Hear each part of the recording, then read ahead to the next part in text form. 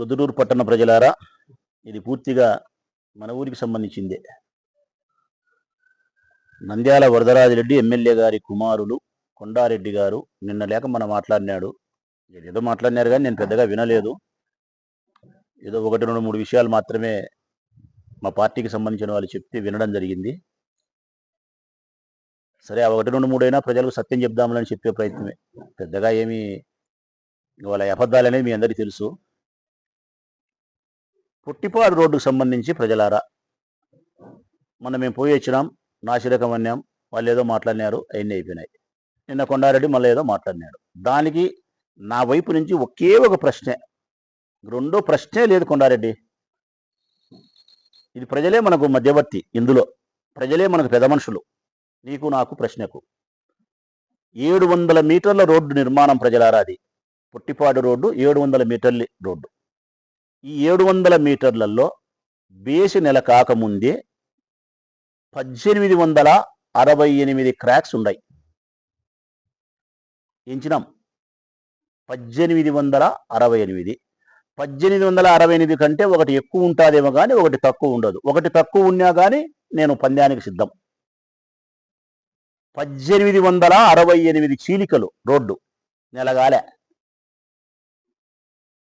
మరి కొత్త రోడ్డు 700 మీటర్లకు 1868 చోట్ల ఇన్ని చీలికలు క్రాక్స్ వచ్చినాయంటే దీన్ని నాసిరకం అంటారా, నాణ్యత కలిగిన రోడ్డు అంటారా?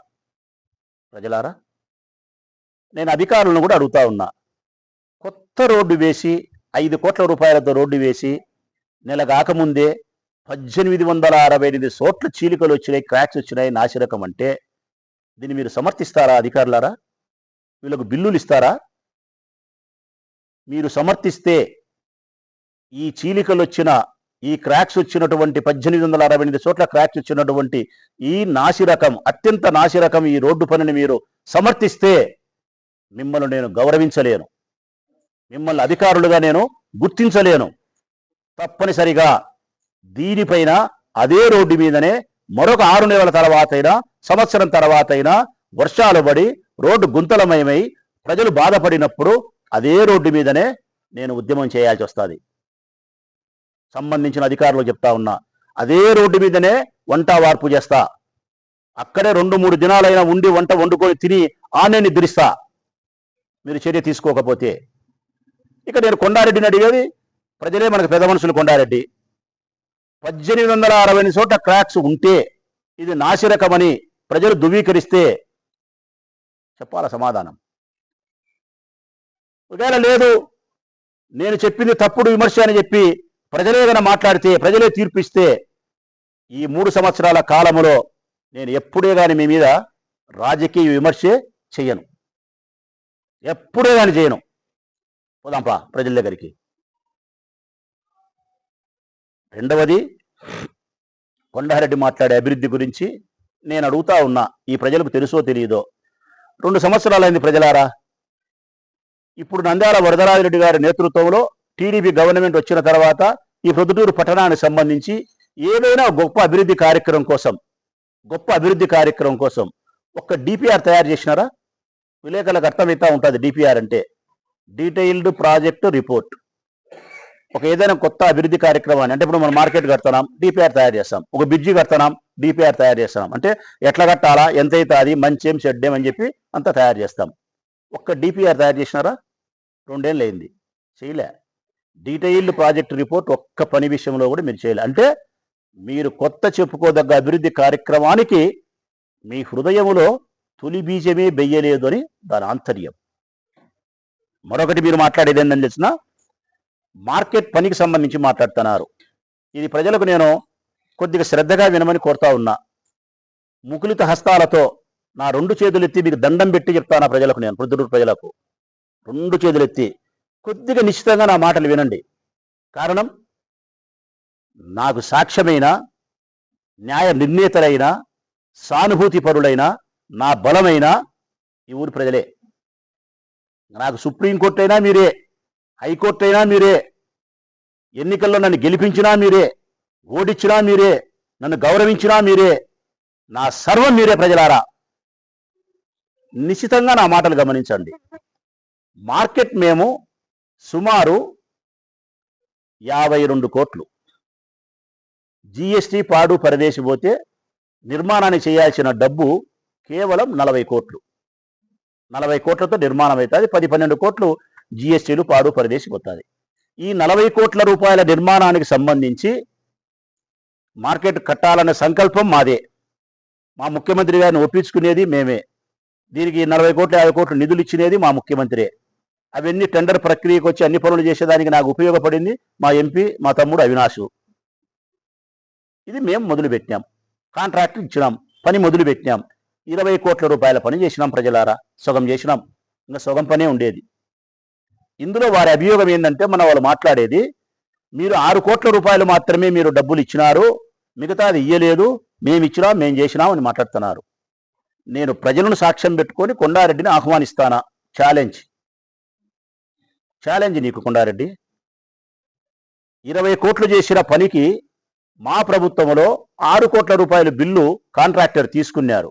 మరొక 13 కోట్ల రూపాయలు, మరొక 13 కోట్ల రూపాయల పనులు, 13 కోట్ల రూపాయల డబ్బు సిఎంఎఫ్ఎస్ ద్వారా రాష్ట్ర ప్రభుత్వము కాంట్రాక్టర్కు డబ్బులు చెల్లించడానికి ఇచ్చేసింది. అయితే ఎన్నికలకు 2 నెలల ముందు విడుదల చేసింది కాబట్టి, ఎన్నికల కోడ్ అడ్డంకి ఉంది కాబట్టి, ఎలక్షన్లు అయిపోయిన తర్వాత కాంట్రాక్టర్ డబ్బు తీసుకునేదానికి రాష్ట్ర ప్రభుత్వం డబ్బులు ఇచ్చింది.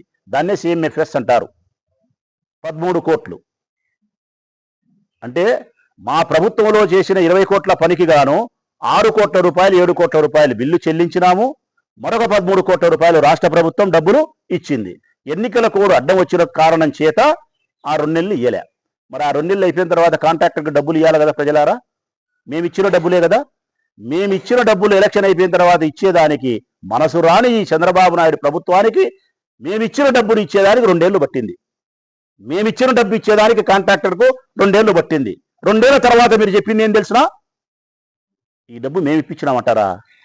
మేము ఇప్పించినామని చెప్పి ఆ కాంట్రాక్టర్తో 4% నువ్వు కమిషన్ తీసుకుంటావా? 13 కోట్లకు 4% అంటే 52 లక్షల రూపాయలు లంచం తీసుకునేవారు. లంచం అన్నావా, రివాజ్ అన్నావా? నేను రివాజ్ అంటా, మీ నాయన లంచం అంటాడు. నేను రివాజు అంటా, మీ నాయన లంచం అంటాడు. ఏది ఒప్పుకున్నాం కొండారెడ్డి? రివాజ్ అన్నావా, లంచం అన్నావా? మీ నాయన ప్రకారం అయితే లంచం, నా ప్రకారం అయితే రివాజు.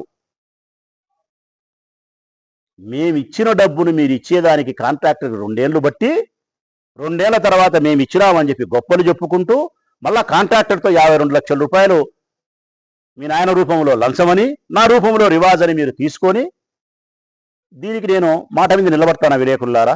ఇది పంద్యానికి నేను ఛాలెంజ్కి నేను ఆహ్వానిస్తానా కొండారెడ్డిని? ఇది సత్యమా అసత్యమా చూపిస్తా రికార్డెడ్గా. గవర్నమెంట్లో ఉండబడిన డబ్బు ఎప్పుడు వేసినాం, ఎప్పుడు వచ్చింది అన్ని నా దగ్గర ఉన్నాయి, చూపిస్తా. తప్పుడు మాటలు, తప్పుడు కూతలు. ఇంకొకటి, కంపోస్ట్ యార్డు చెప్తున్నారు. నిన్న ఆయన పట్టాభి వచ్చి పెద్దగా మేము పొడుచున్నాం చేస్తున్నాం అని చెప్పి. ఇది నేను రాష్ట్ర ప్రభుత్వానికి హెచ్చరిక చేస్తానా, ప్రజలకు కాదు. రాష్ట్ర ప్రభుత్వానికి, ఈ ప్రభుత్వానికి హెచ్చరిక చేస్తానా. ఆంధ్రప్రదేశ్ రాష్ట్రంలోని మున్సిపాలిటీలు ఎన్నైతే ఉన్నాయో, కార్పొరేషన్లు, మున్సిపాలిటీలు, అన్ని చోట్ల ఈ కంపోస్ట్ యార్డు నిర్మాణం పేరుతో పెద్ద కుంభకోణం జరుగుతుంది, పెద్ద స్కామ్ జరుగుతుంది, పెద్ద అవినీతి చక్రం ఉంది. ఇది ఎవరికోరికి భాగాలు, ముఖ్యమంత్రులకు, ముఖ్యమంత్రి కొడుకులకు, మినిస్టర్లకు, పట్టాభి ఎవరికోరి భాగాలున్నా ఎట్లా అవినీతి చేస్తున్నారనేది వచ్చే సంచికలతో వివరాలతో వివరిస్తా. తదుపరి సంచికలో వివరాలతో, సాక్ష్యాలతో మీకు వివరిస్తా ప్రజలారా. మరొక మాట మీరు మాట్లాడేది అనంతపురం కియా. ఏది? అనంతపురం కియా కంపెనీ, అది కూడా మాట్లాడినారు కదా మా గొప్ప అని.